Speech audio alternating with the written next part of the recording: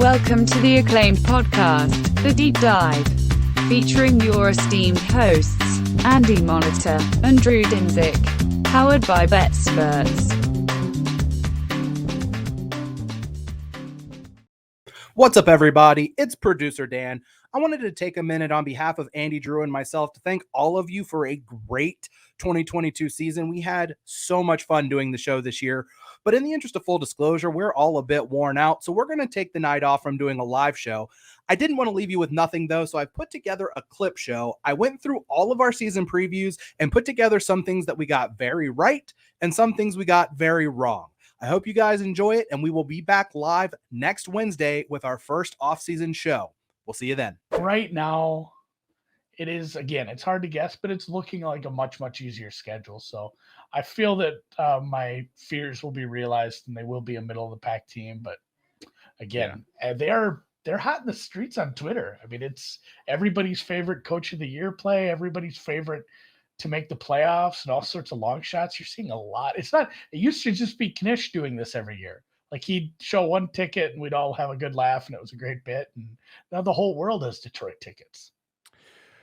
Yeah. And I think that, but that's like you end up on, if you're in any way, if you're any way evaluating rosters, if you're evaluating team strength and you're looking for a dark horse in the NFC, I don't know that you can really make a case for any other team that's not expected to do well to all of a sudden, like, to have all the pieces in place where it might work out. Like, that's the Lions this year.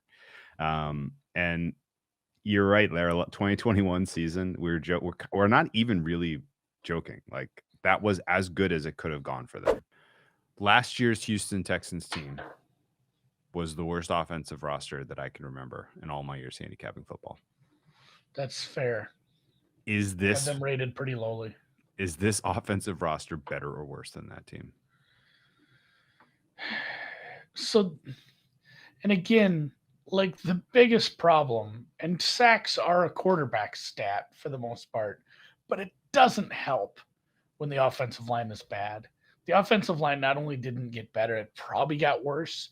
They just switched the order of the bags of garbage and got rid of a couple pieces that weren't half bad, and the ones that they got rid of and replaced, it's not like they did any upgrading. So the offensive line continuing to be that bad and then trying to transition Fields to a new kind of offense and then losing your best receiver and probably worse.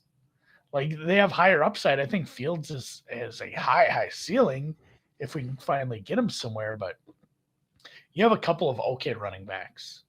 You have a couple of okay running backs who can catch some passes, but the offensive line is horrible. Justin Fields is a complete unknown if he can play at this level. And your wide receiver room is bottom 5.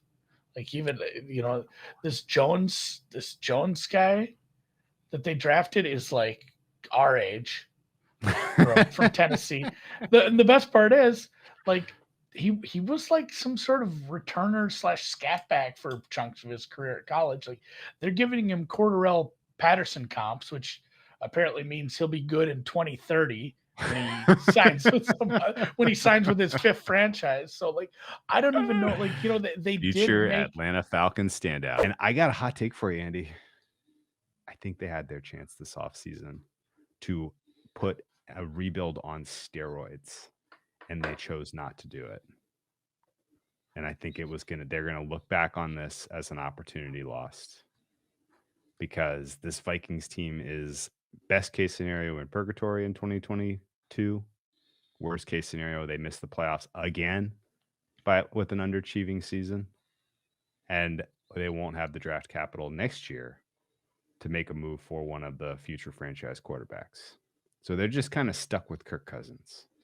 And that's the decision that I want to revisit a little bit, because Kirk Cousins had trade value this offseason, considering specifically how weak the quarterback class was.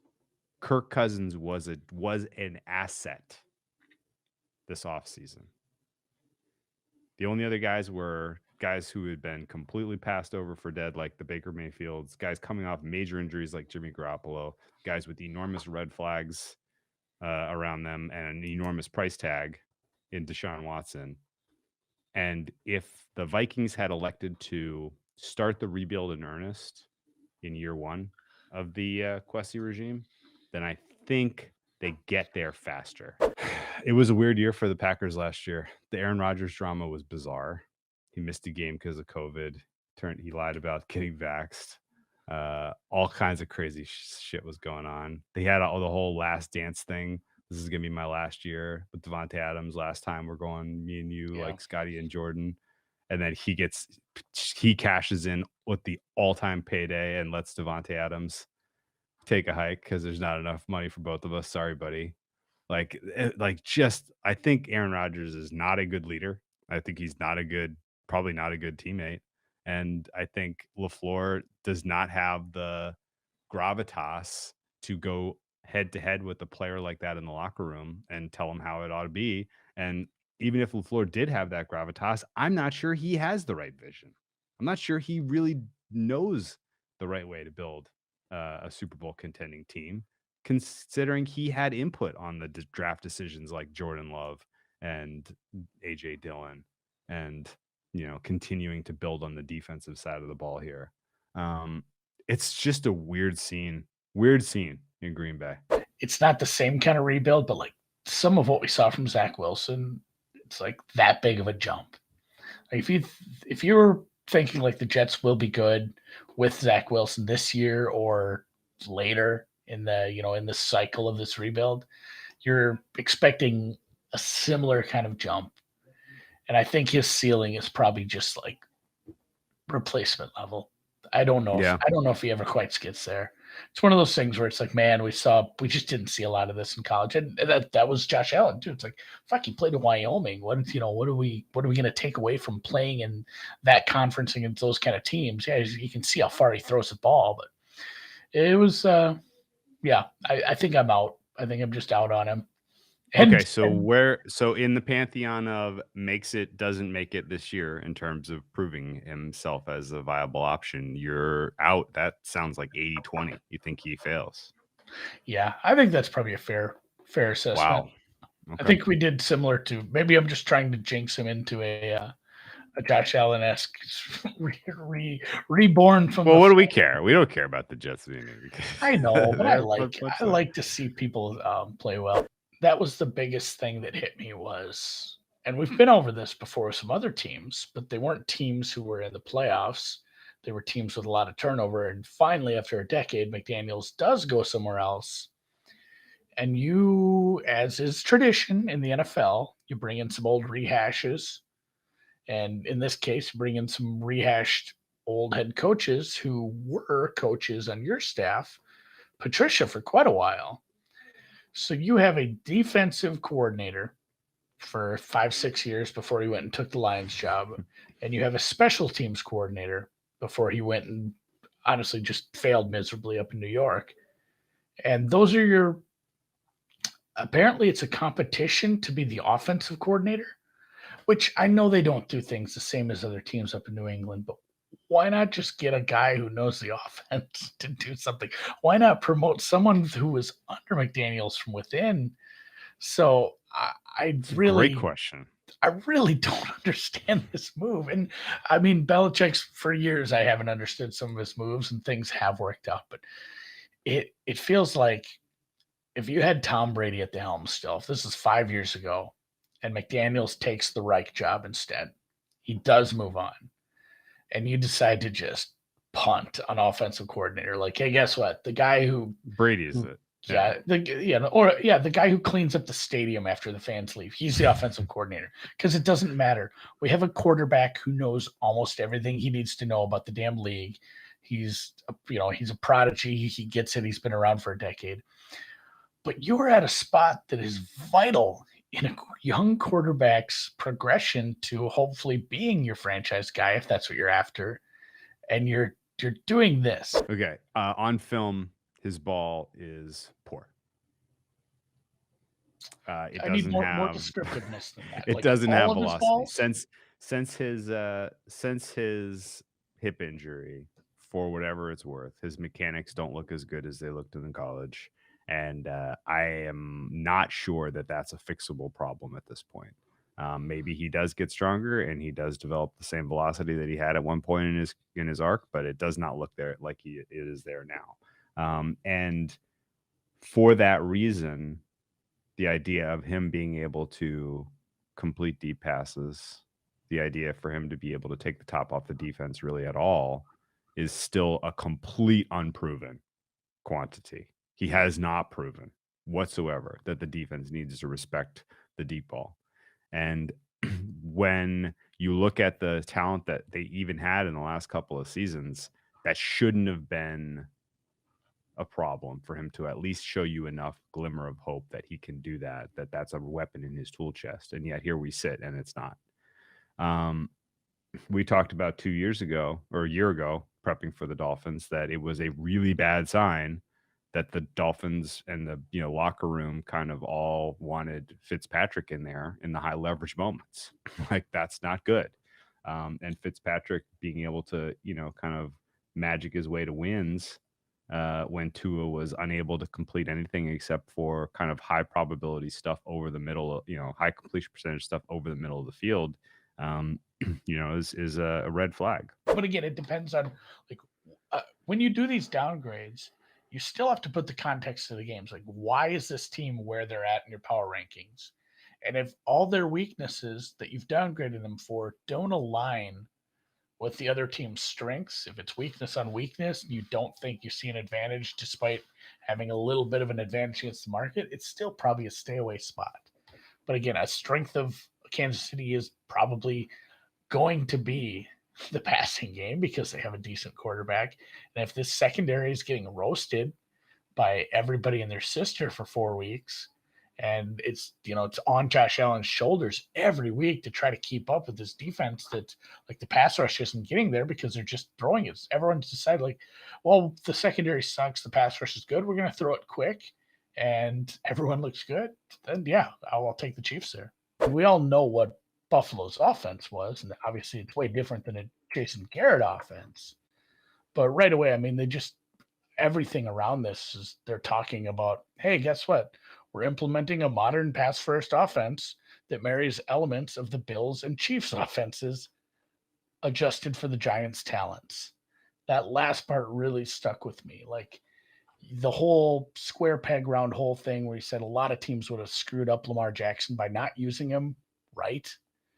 This is, if you can take the Bills and the Chiefs offenses, you're not going to run the Chiefs offense with Daniel Dimes. If you can take elements of the Chiefs and the Bills offenses and adjust it to what you think the strengths of your teams are, that sounds pretty good to me. So I'm kind of on board with this offense doing well under the new coaching staff. I can buy into some of that if we see some healthiness. And I think it is just it can't get worse. They were super injured. They played a hard schedule and they had 2 brain dead offensive coordinators last year. How could it possibly worse? So by attrition, I think this offense might be watchable at times. No, I think that's a completely fair point. Addition by subtraction when it comes to the coordinate, the way that the scheme and sequencing went last year, for sure. I think expectations were rightfully low on the Giants last year because they went into the season with Joe Judge as a beleaguered coach and Garrett as the offensive mind in a time where that was not likely to work. And Dable and Kafka on paper looks pretty sick, I gotta say. Yeah, I think you might see ideal. With Kafka in there instead of Garrett, you might see this offense go through a metamorphosis. Oh, Andy, my goodness. That one. Only the English majors are getting that one. Yes, there's some good receivers here, but it doesn't matter when you make some decisions like he did. Wentz is bad, and he's going to get put in a worse situation, but some people are expecting him to play better. It's just there's a theorem. I got to go back to geometry, transitive or additive. I'm not sure what we're doing here.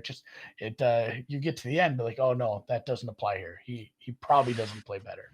And yes, he could surprise me being a little healthier, but some of the just remembering him like trying to throw the ball out of his own end zone right to a guy, and like some of the bad decisions he made, again, behind a maybe at times all world, some of these players on this line with a good offensive game plan, great running backs to support him.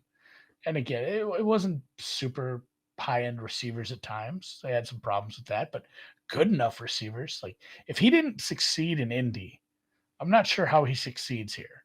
So, I mean, it's not like some hot take to say I'm out on Carson Wentz, but this isn't some step forward that they need to take, because they do have some good young receivers.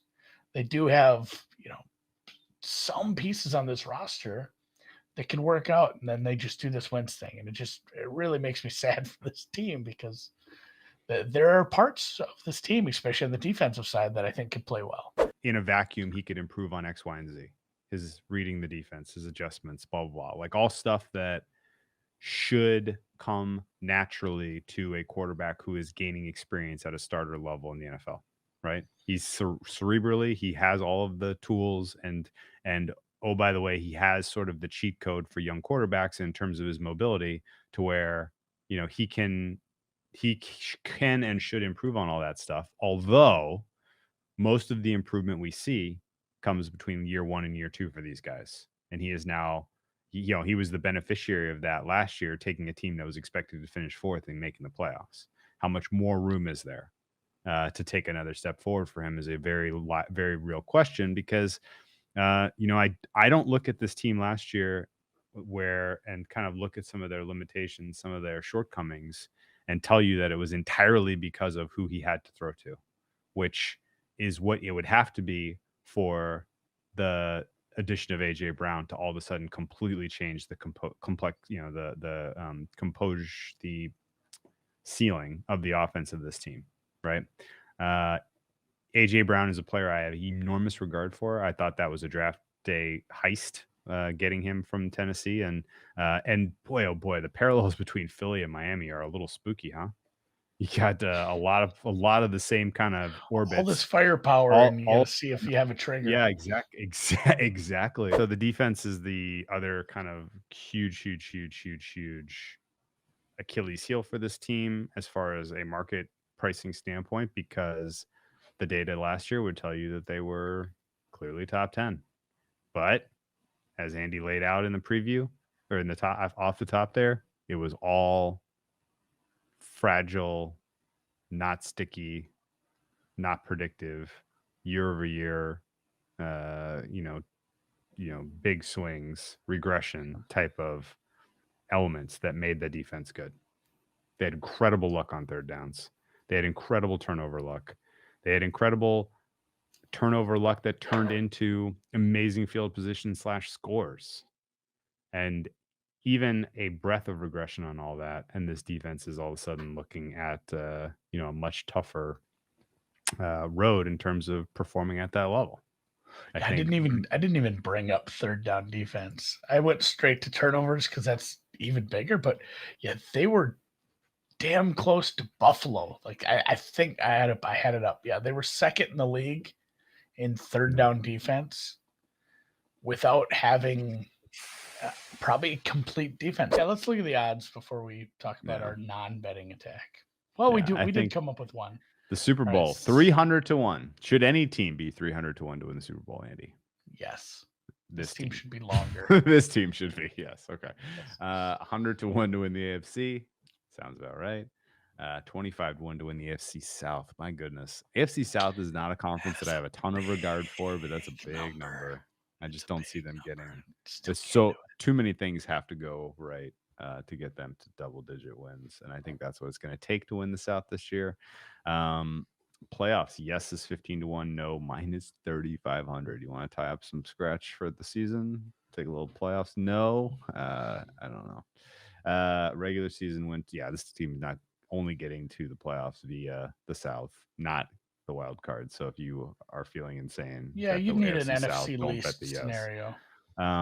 Regular season win total over under 4.5, even juice, which is that's a low number. You're going to be sweating that under I can't get involved there at -110 This at is all. reminiscent of like Kansas football over under 1.5s. It's one of those where like you're sitting on 4 for like the last 6 weeks and you're just sitting there sweating as it's like shit, they're making a comeback against the backups. Put the starters back in. What are we doing here? If I am bullish about this team overperforming, why bet into these absurd prices for Super Bowl and AFC and not just AFC South? Isn't plus 750 good enough? Isn't that a good enough price? Just bet the division. What, plus 450 is not good enough to make the playoffs? Like, those are good numbers for a season-long bet. All right, Lions versus the Jags. It is. I got to count the zeros. I wish they put a comma in this. 4,000 to 1. Oh, no. I'm going to hit max bet on this. See what they're going to let you bet $250 on that. To win win like basically $1 million? Yeah, not like literally $1 million. Well, I'm not betting that much. That's silly. You can say I bet $250 on stupider things. I would not be able to say that anymore. That's got to be the one. I'll just play it to win 100,000. If anyone gives you 10,000 to 1 on anything, Andy, you take that bet.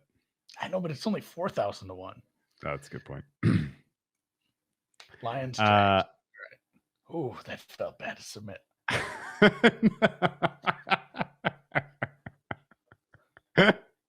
What are they doing? They are rebuilding. This is a quiet tank.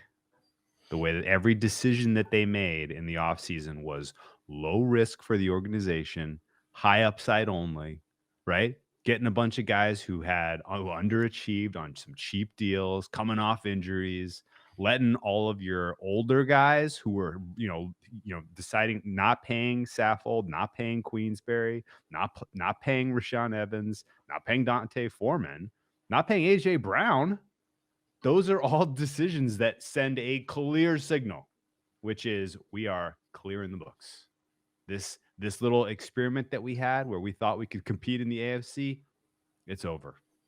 And the reason was something we've said over and over is we've talked about the AFC. That is what the front not office only is that, telling the you. timing. Yeah, you tell me. The now. AFC's tough. If we're reading the tea leaves correctly, and I believe we are, right? You can nitpick who they brought in. You can nitpick their draft choices all you want. Like maybe they're not great at evaluating talent or whatever. But like conceptually, this decision making and what they're telling us, but not saying it out loud, is it right? I say yes. I agree. I like it. The Matt Ryan arc, however, has been the kind of arc as a quarterback that you use to train an AI model on what an aging curve looks like. Okay. It has steady improvement up to a peak and then steady decline. Like so that peak, I believe that was halftime of the Super Bowl. That's right. I feel bad. Like this, right? Everybody was thinking it. It was actually about halfway through the third quarter. But no, seriously, in seriousness, his MVP year was his clear peak. He built up to it, and he has regressed since. And there are lots of factual reasons you can point to that happening between the decision making of the Dimitroff era and who they brought in, who they put around him, his salary impact on them being able to build a roster.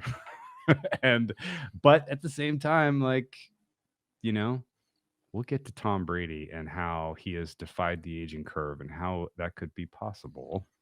But Matt Ryan has not defied the aging curve. And this is an opportunity for him to have kind of a positive blip, right? A season that looks,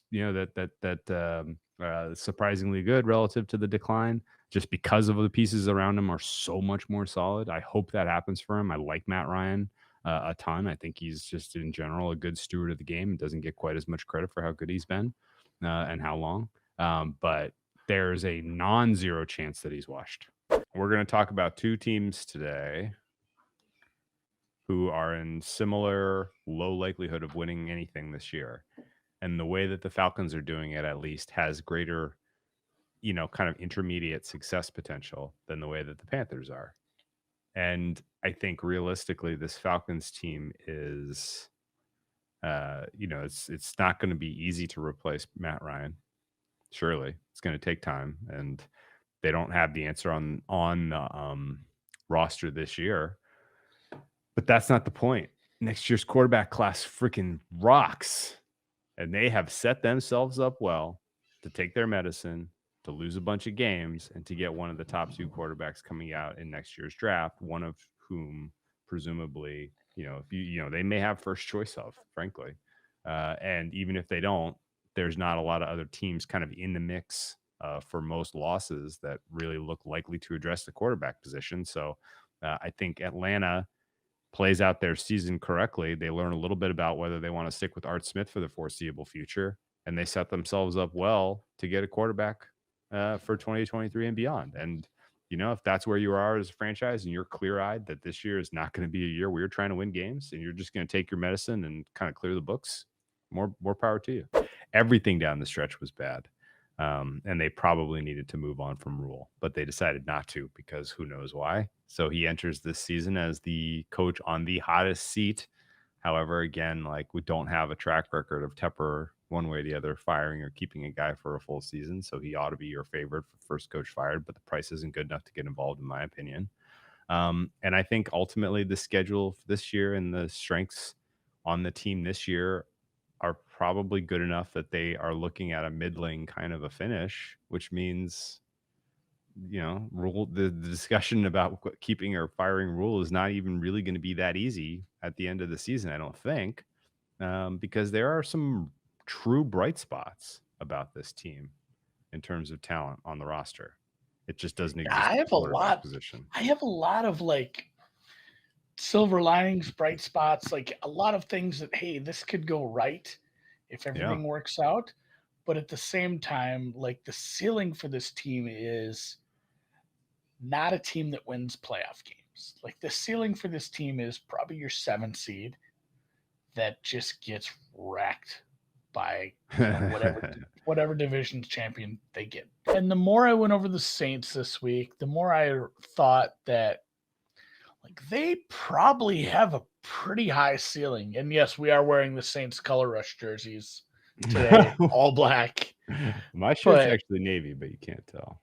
I guess I can kind of see with the light coming in off the window, but this is black like the night. And the Saints legit probably have a pretty high ceiling. Both of these teams today have a high ceiling if things go right.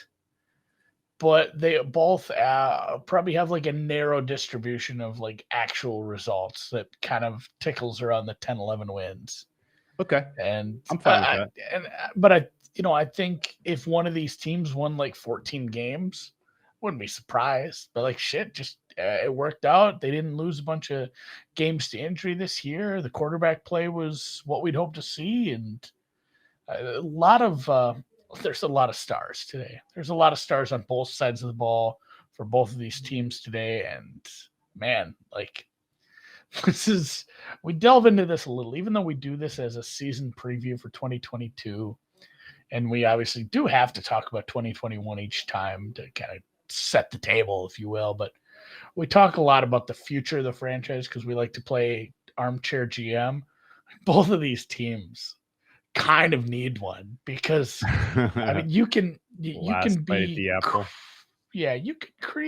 creative with the cap and push stuff back, but you cannot do it forever. He should have been the MVP last year, frankly. I thought he was more valuable to his team than Rodgers was. But how in the fuck is he doing this at age 40, whatever? And where, no scrutiny at all. No one asking tough questions about how this is possible. No one, everyone kind of winks and nods and, kind of makes snide jokes about the personal, health guru and whatever has gotten him to this point. But there's something else going on, frankly. And, I'm surprised that no one has been able to get anything to stick other than stupid. Balco. Femi says Balco. Remember Balco? Yeah, it was weird when when Balco was really Bay Area Lab Company. Yeah, and the Raiders had an average age of like 38 on the roster and went to the Super Bowl anyway. It was crazy how that coincided, but no. Like but even everyone Peyton Manning. wants to Peyton dog Manning on got Rodgers. scrutiny for HGH at the end of his career. I mean, I guess they kind of gave him. His wife needed it for whatever. But like, I am not saying that I'm not enjoying. No, he's cheating. Him. Like I don't give a shit. Like I love. I still celebrate the Lance Armstrong wins for America. I love cheating. Okay. Like if you're not cheating, you're not trying. And he's just better at it. Like he's 1,000,000 years old and he's playing better than a lot of these young players. Really, his only real bad injury was just like it doesn't matter how much HGH you take. If somebody hits your leg like that, it's gonna fucking come apart. And I think the McDaniels part of the equation for me is not like I never looked at what was going on with Carr and thought, God, if you could just get a good fucking play caller in here, this guy would emerge, right? Like that was never really it. And that's fair. And since we've seen McDaniels, I worry that he is still too much of just not a super person to impetuous. Like, that's a fair way to put it. He's a red ass, and he has a proclivity for getting after his guys in a way that I don't think professionals really love it. And I think that running his running backs into the ground in Hall of Fame game, running just in general, kind of being a red ass at camp, like that's great if you are then winning and the team's like, all right, this guy's being an asshole to us, but we're winning, so I'll put up with it. But the minute the going gets tough, if you kind of get into these guys face at a halftime, you're down, through 3 touchdowns to the Chiefs, and your playoff hopes are fleeting, like they're going to tune you out. This whole division is going to be a lot of us being wishy-washy. I don't have like really, really strong takes on a single team in this division, honestly. Like, still listen Wednesday. I'll have some hot takes. Don't worry. I was just kidding, guys. But final thoughts for me on possible, if you got to throw out a shitty conspiracy theory, I get to 2. Okay. Motivation for Hackett to get the most out of Russell Wilson. Do you know what I'm going to say? No. Hackett's father, who was part of the Bill Walsh 49ers teams, coached under him, got himself a ring, was fired as the USC head coach when they wanted to let an NFL coach take over. Whoa. And that NFL coach was Mr. Pete Carroll. Pete Carroll put his dad out of a job. Oh, if we can revive late career Russ and really stick it in Pete's eye, we get a little revenge for the old man. Oh, Andy, that's a good dig. I just stumbled on that. It made me laugh so hard. Good dig. Yeah, looking at the schedule, I mean, 15, 16 wins. And there's coin flips. And again, it is we joked about this with the lesser halves of this division. Why would you go all in when the division's so tough? Well, the Chargers don't have a goddamn choice. They have to. They have like we said, a top 5 quarterback on a rookie deal. It doesn't matter if you have Patrick Mahomes in your division, your backyard, or your bathroom. You have to go all in. Like, it doesn't matter. You have to. This is it. This is your time. These windows don't open all the time. Chargers haven't done a whole lot of anything for a while. And yeah, let's go. It's a tough division. So what? You still play Jacksonville, Houston, you play Seattle, you play Atlanta. There's a bunch of, again, you have some rollovers. You got to get those done. You got to make sure you don't do things like last year and lose to these rollovers. But a lot of these coin flip teams, I think they're considerably better. I think the market's a little lower on some of these teams, or on the Chargers, than I would be slightly. And a few of these teams that they play, the market's a little higher than I am. So I have this team winning more games than what's implied. And again, a lot of it will hinge on, like, if Denver and Vegas are a little better than, or hit the high end of their range, then it's still a pretty tough schedule with, again, the 5 or 6 gimmies, but it's not a walkover for sure. There's a lot of coin flips and it's a tough division. Yeah, no, this schedule is has every whiff of last undefeated team. It starts out soft. If they can beat Kansas City week 2, which is entirely possible, then this is then they're dancing. I'm going to push back on this a bit because what makes Mahomes unique among every other quarterback that has ever played football is his physical skill set, particularly his ability to deliver a home run ball. Like that is what makes him unique. I'm going to push back on your pushback because the threat of it is real, and the threat of it has changed the way a defenses think about lining up and scheming defense. Really, and it's fair, but I'm going to push back on the pushback and say that I don't think it's. I think the first part of the sentence was right, but I don't think it's all the home run ball. Although that is scary for a defense that has to scheme against it. I'm more scared of a quarterback who creates in space. The most annoying thing about playing prime Aaron Rodgers was like, oh God, the blitz got there, but it didn't get him. They're going to score on this play. Like your mind moves faster than your mouth can. But when you'd see Aaron Rodgers flushed and like they brought a blitz that didn't put him on the ground, you knew he was rolling out and finding somebody. And that's such a key component of Mahomes too. He does work well when a play breaks down. And, to be fair to pushing back on the pushback that was pushback, Tyreek Hill was great about coming back for the ball on plays like that. Oh, yeah. But you still have Kelsey. You brought in some other receivers. Juju Smith-Schuster is not that far removed from a really good season. This is an exciting division. This is not an exciting team to start with because – and I'll just start with my thesis. Like everything I looked at the end of like every segment of the team that I reviewed, I'm like, except the wide receivers room, I'm like, this is a beautiful tank.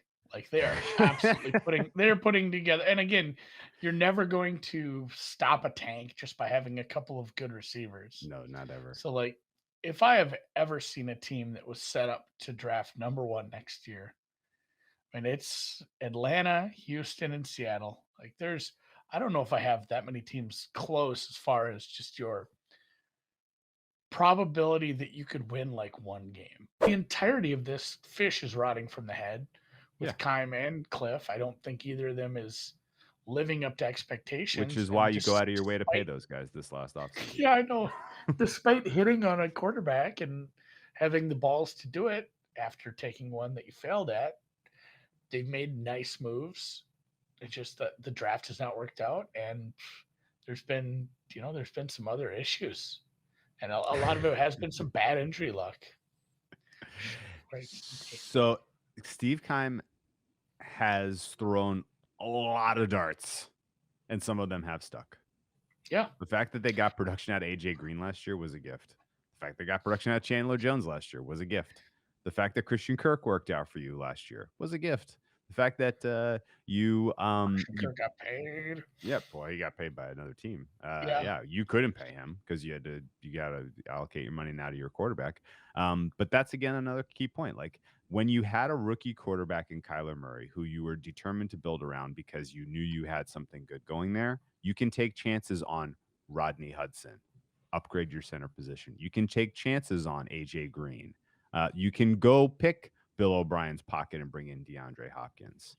You can go give JJ Watt some money to not retire and come try to be a difference maker for you, right? Like they were afforded all of the opportunities to swing away and hit some. They made some hits, like clearly. Like I think Rodney Hudson was a tremendous job finding him and bringing him in and having some stability on the offensive line through Hudson 2 seasons ago. Similarly, like trying with Zach Ertz, he still has tread on the tire. Fine, good job. They have cycled through running backs instead of paying a running back. That's a good decision, right? Like so, there are like flashes of things that look decent about on their resume, but then the other stuff about first round draft picks into the linebacker position is just inexcusable. Getting your pocket picked for Marquise Brown, not great. They took him at 3. They're not going to just not use him, right? And yeah, hey, I guess that's a thing. And I mean, if we want to go to another theme between these two teams, the Ram and the Niners, maybe taking somebody at the 3 isn't as valuable as we all thought, because boy, Les Snead doesn't think draft picks matter. So I guess nobody has to think the draft picks matter, but they did take him super high. So it always felt like, hey, this is the plan. And to be honest, and we're starting here with 2021, so we might as well talk about it. This team probably should have been in the Super Bowl. Like, it came down to a dropped pick and a really, really pussy ass punt. And they should have, could have, would have, there's a lot of what's ifs, buts, candies, nuts, Merry Christmas in the Bay, but it's a team that got hot late, played well, had some fun surprises. Again, the Debo and Cup aren't the same, but both these teams had a receiver just, holy shit, this guy's good this year kind of thing. And the defense, again, injuries seemed to be a thing. What team were we talking about that it was the Rams? That's the huge divergence between these two teams. The Rams' injury luck is infinitely crazy good. Yep. And basically the Niners are the, William H. Macy in the cooler. Like, they had decent injury luck for them last year, where it wasn't like for them. They were lucky to win the West. They needed Arizona to collapse to make that happen. They were lucky to get the path that they did, right? If they're if they don't get to go, if the Niners don't defeat Dallas and the Niners go to Lambeau, the Rams have to go to Lambeau that day. I don't have confidence that they're getting an upset over Aaron Rodgers in that spot. No way. And then they get to go to Tampa Bay, who they match up brilliantly against instead, still eke out a 3-point win. And then rather than going to Lambeau for the NFC Championship game, they got to host Jimmy G and his busted shoulder in the NFC Championship game. And then in the Super Bowl, you draw a completely inexperienced Bengals team instead of the Chiefs or the Bills. In the simulated universe, this was the 1%. Right? Luck on luck. A lot of reasons to be concerned and or skeptical about this roster overall. And at the same time, if they were in the NFC North instead of the AFC North, we might have a different tune. But sorry, guys, you're in the most stacked conference I can remember in my life, on top of being in a division that the margins, you just by default, you're fourth. So, 39 stuck out with me. It was actually 38. But my favorite thing about Kenny Pickett's fumbling hands was, when I Googled it, the first article came up was from a Steelers fan site, contextualizing all of Kenny Pickett's fumbles in his college career. They're already rationalizing this pick. Oh no! Which again, he could be very good. He was electric when he was on. He was a lot of fun, and it was, the ACC is a little down. I'll give it that. But he played more games than another ACC quarterback that's on this roster. So he's old. He's probably 26. I don't know how old this guy's now. What do you put the odds that the quarterback that starts in 2024 isn't on the roster right now?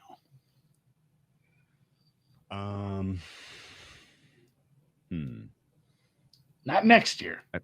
Yeah. Year after. 33%. A little higher. You're a little higher.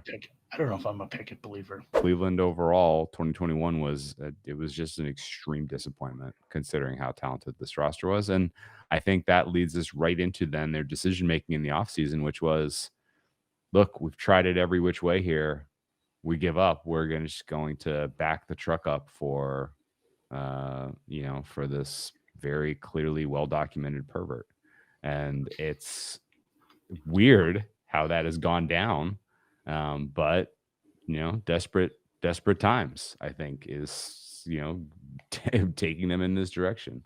But yeah, I guess when you step back, what are some of your kind of overarching thoughts on their decision to tack into the quarterback space by giving away future assets and backing up the Brinks truck for a guy who's a huge character question mark.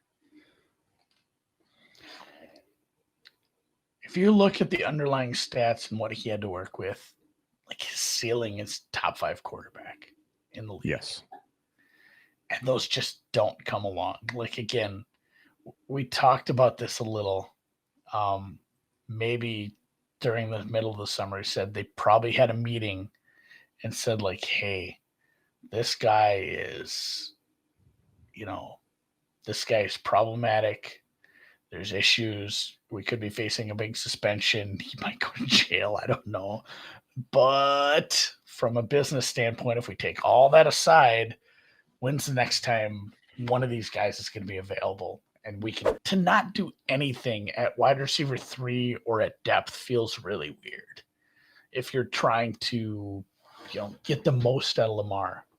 And it was something we really were nice about this team. We said, hey, this team was great. Roman was great about, fitting a round peg into a round hole and not doing the opposite, which a lot of teams do. And just like, hey, we're making Lamar Jackson a pocket passer, or worse, we're making a wide receiver.